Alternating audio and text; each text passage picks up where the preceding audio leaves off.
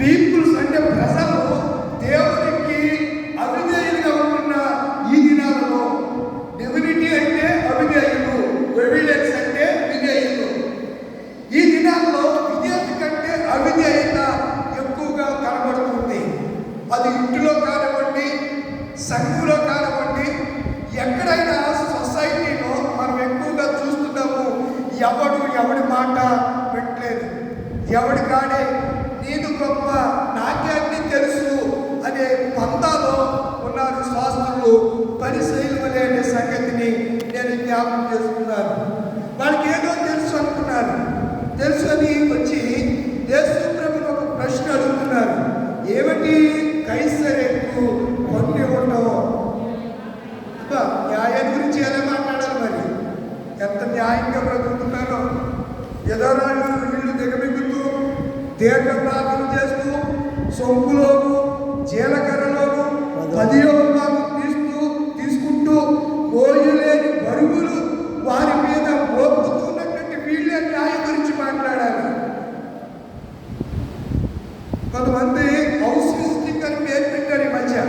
ఏ visiting? బైబిల్లో ఉందా? లేదు.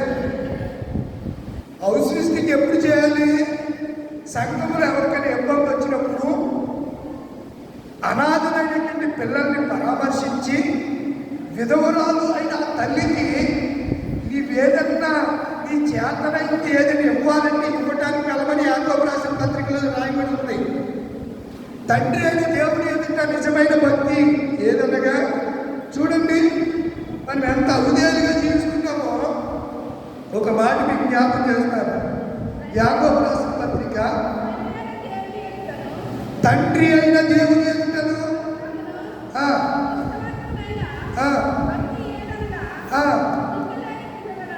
దిక్కులేని పిల్లలను, ఎవరినమ్మా?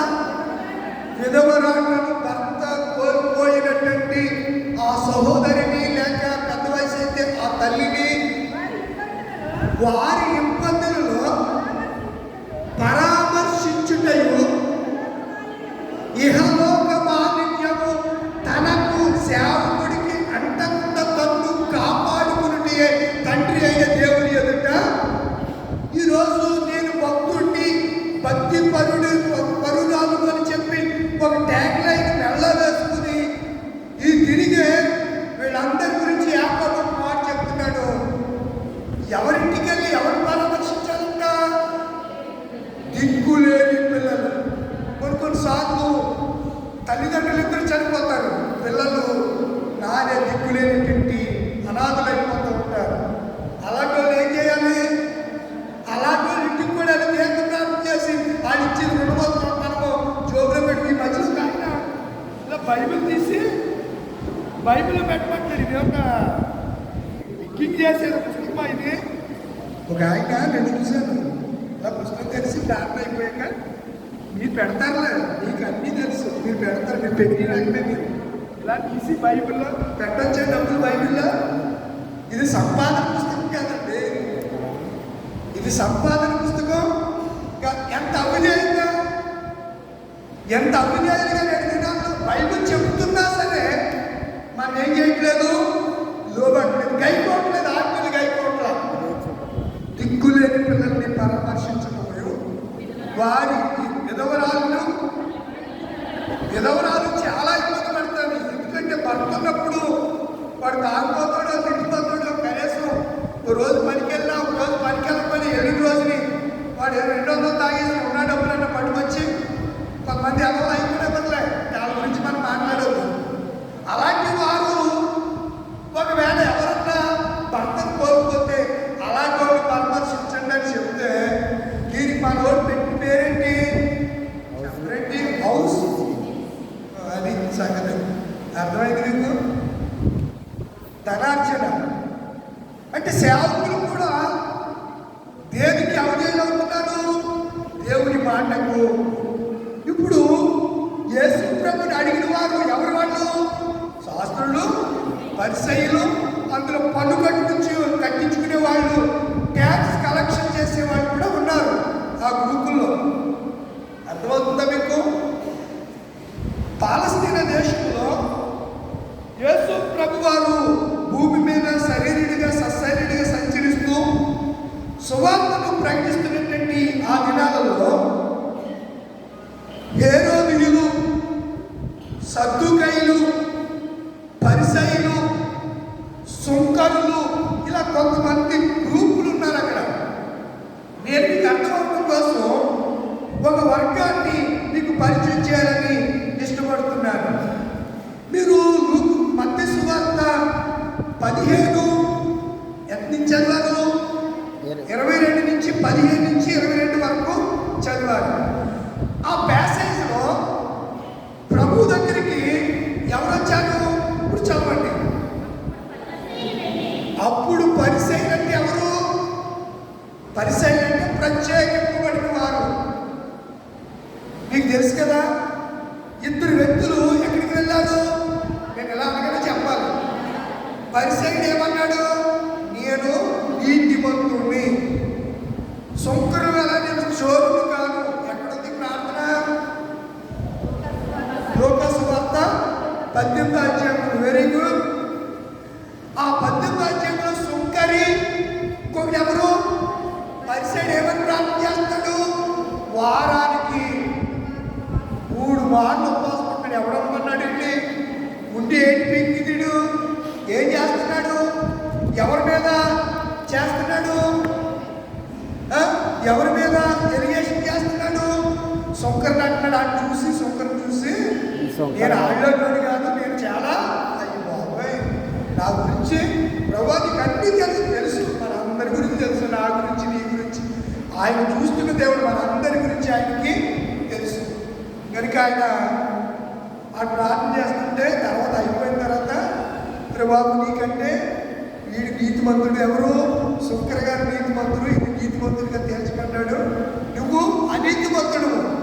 పరిచయులు ఉద్దేశం ఏంటంటే మేము సమాజంలో, సొసైటీలో నుంచి మేము ప్రత్యేకించబడ్డాం, మేము నీతిమంతులు అనే ఒక పందాలో, ఒక ట్రాన్స్లో వాళ్ళు ఉండేవారు. ఏదో మేమే గొప్పవారు అనే ఫీలింగ్ వారు కలిగి ఉంటూ ఉండేవారు. కనుక పరిచయులు అను మాటకు వండర్ఫుల్ మీనింగ్ ఏంటనగా మేము ప్రత్యేకించబడిన వారు. రెండవది వారు పరిచయులు అంటే రెండవ గ్రూప్ వారు హేరోదీయులు. ఎవరండి? హేరోదీయులు. మార్కు సువార్త 12వ అధ్యాయము 13, 17 వచనాలు. 11 చూడండి. మార్కు సువార్త 12వ అధ్యాయం 13 నుంచి. వారు మాటలలో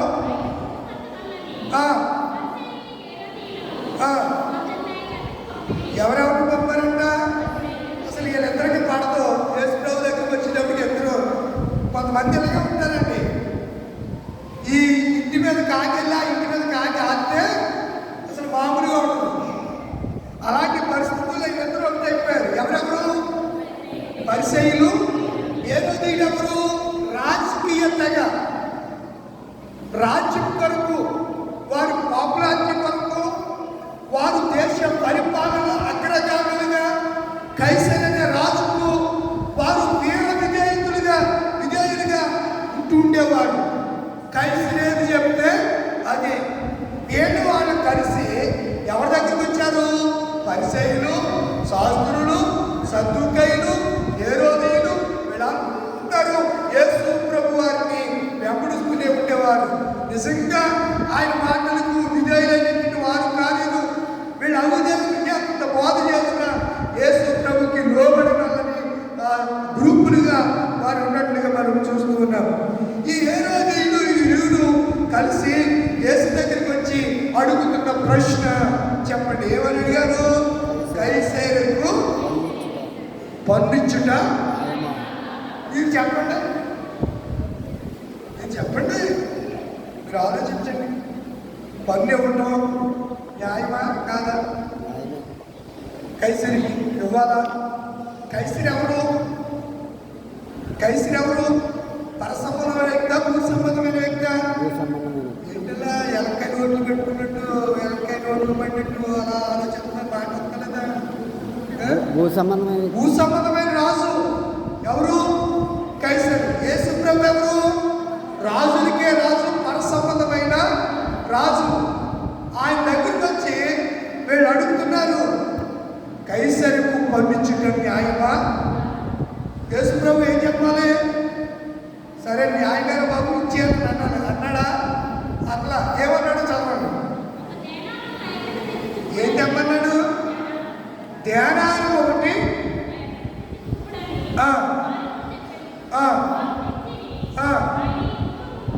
తెస్తే ఆయన ఏమన్నాడు?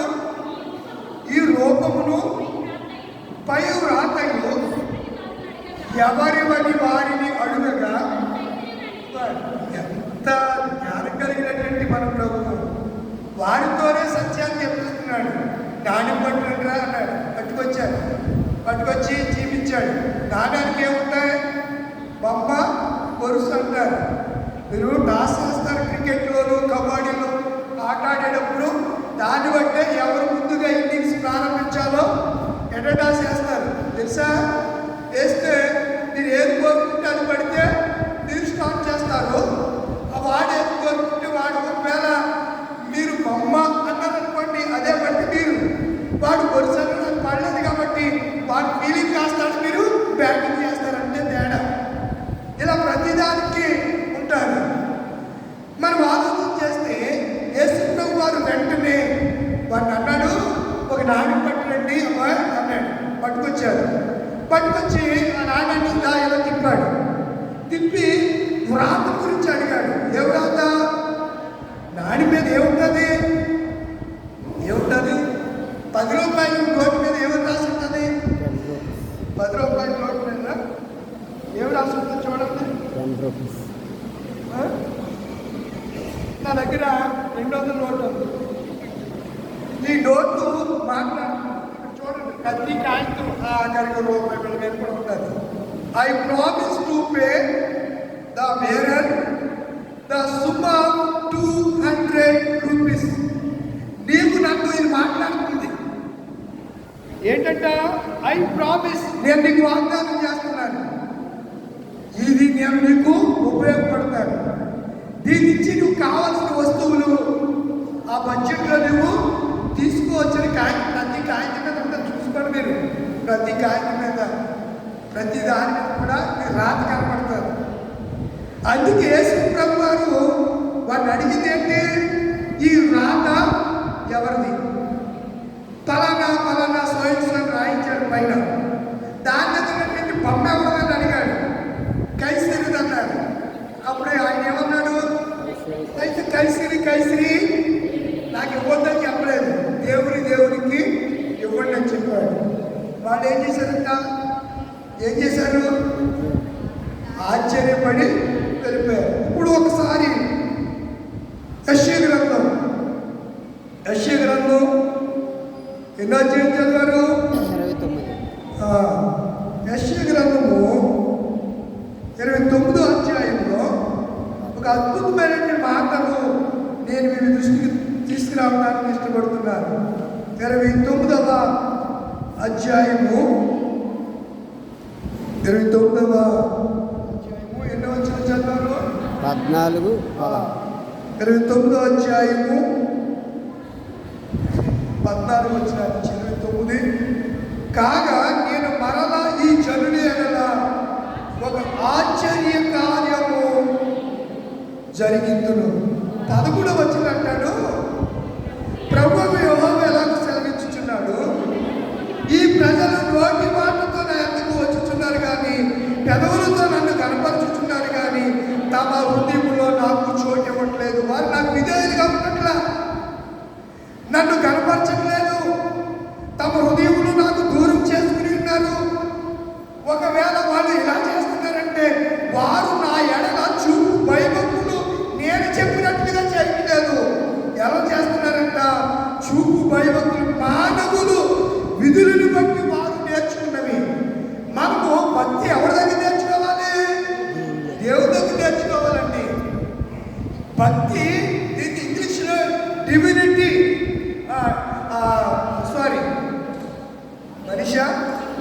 డివోషన్.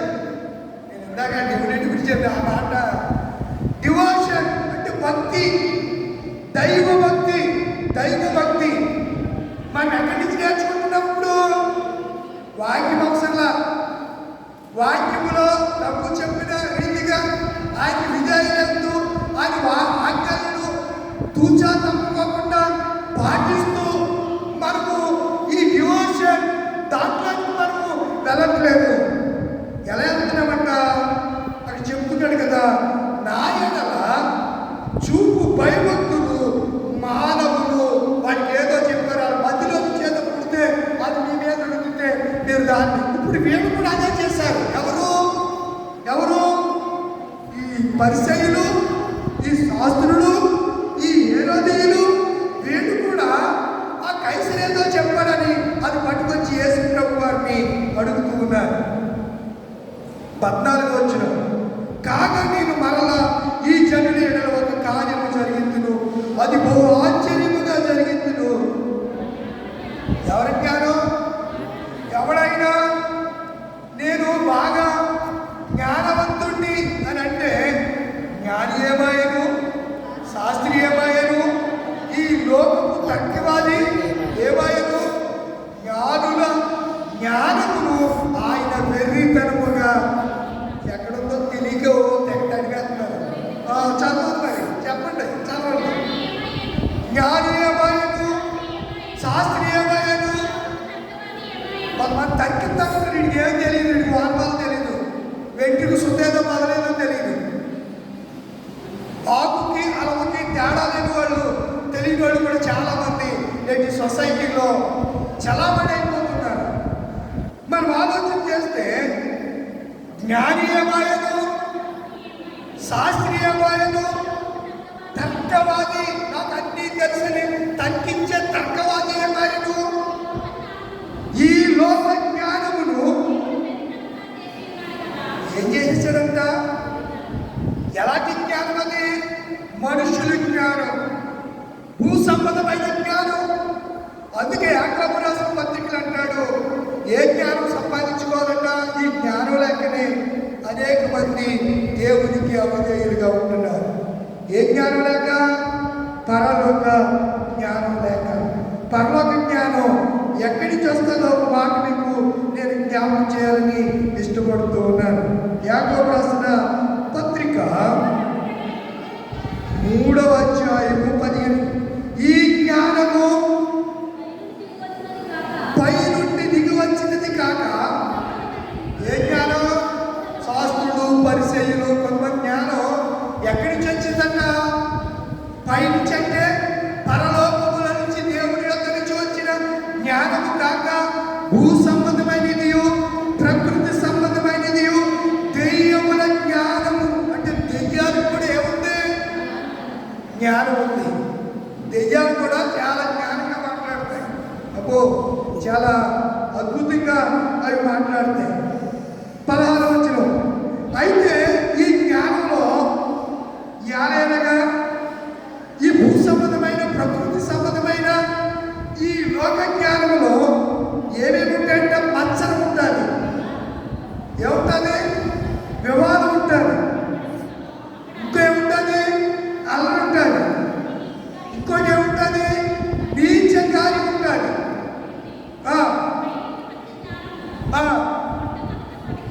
పైన చెప్పిన జ్ఞానంలో ఉన్నటువంటి సంగతులు ఏవి ప్రభు దగ్గర నుంచి వచ్చిన జ్ఞానంలో ఉండవంట. పై నుండి వచ్చిన జ్ఞానము మొదట జ్ఞానం కూడా ఏమై ఉండాలి? పవిత్రమైనదిగా ఉండాలి. ఏమై ఉండాలండి? పవిత్రమైన జ్ఞానమై ఉండాలి. తరువాత సమాధానకరమైనదిగా ఉండాలి, మృదువైనది. తర్వాత సులభముగా లోబడినది, కనికరముతోను మంచి ఫలములతోను నిండుకున్నది. ఆ జ్ఞానంలో పక్షపాతమైనను, వేషధారణ అంటే ఇంగ్లీష్లో హిపోక్రసీ అంటారు, హిపోక్రసీ వేషధారణైనను లేనిదై ఉన్నది. అర్థమైంది మీకు? అంటే యేసు ప్రభు వారిని అడగడానికి వచ్చిన ఈ అవిధేయంతో ఏ జ్ఞానం ఉంది? లోక సంబంధమైన జ్ఞానం ఉంది. లోక సంబంధమైన జ్ఞానము ఎవరు లోబడుతూ? దేవునికి లోబడిన వాళ్ళు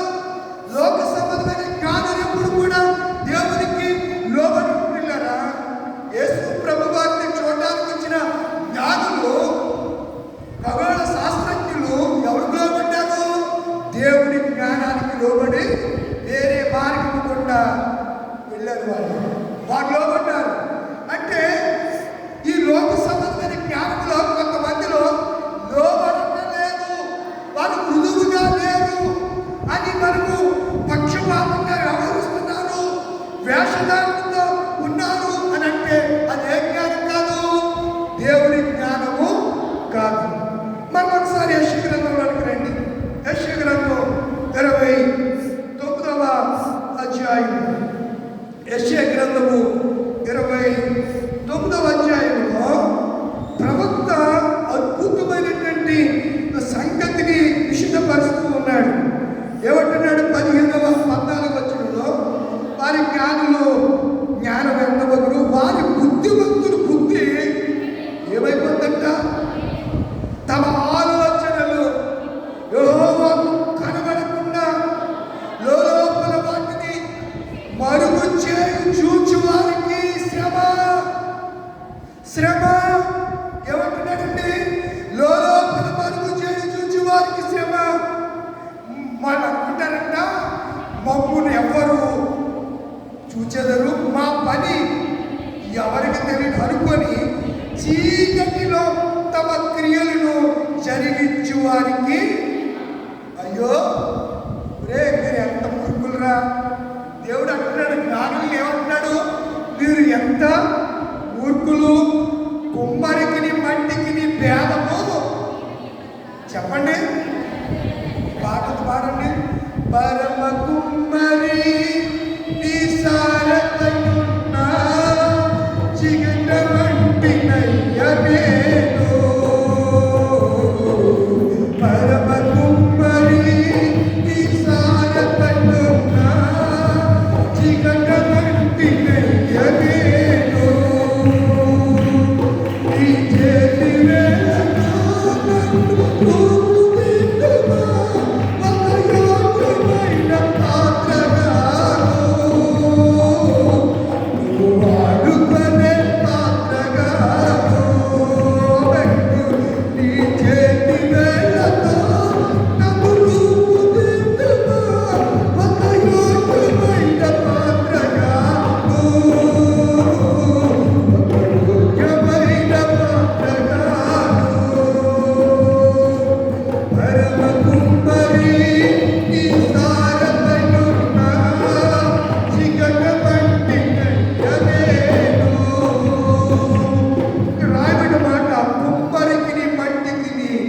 భేదము లేదని యోచించదగిన కుమ్మరికి దేని మీద అధికారం ఉన్నది? చెప్పరంటే బాబు, మట్టి మీద. అంటే ఇప్పుడు మన మీద ఎవరికి అధికారం ఉంది? మన కుమ్మరి ఎవరు?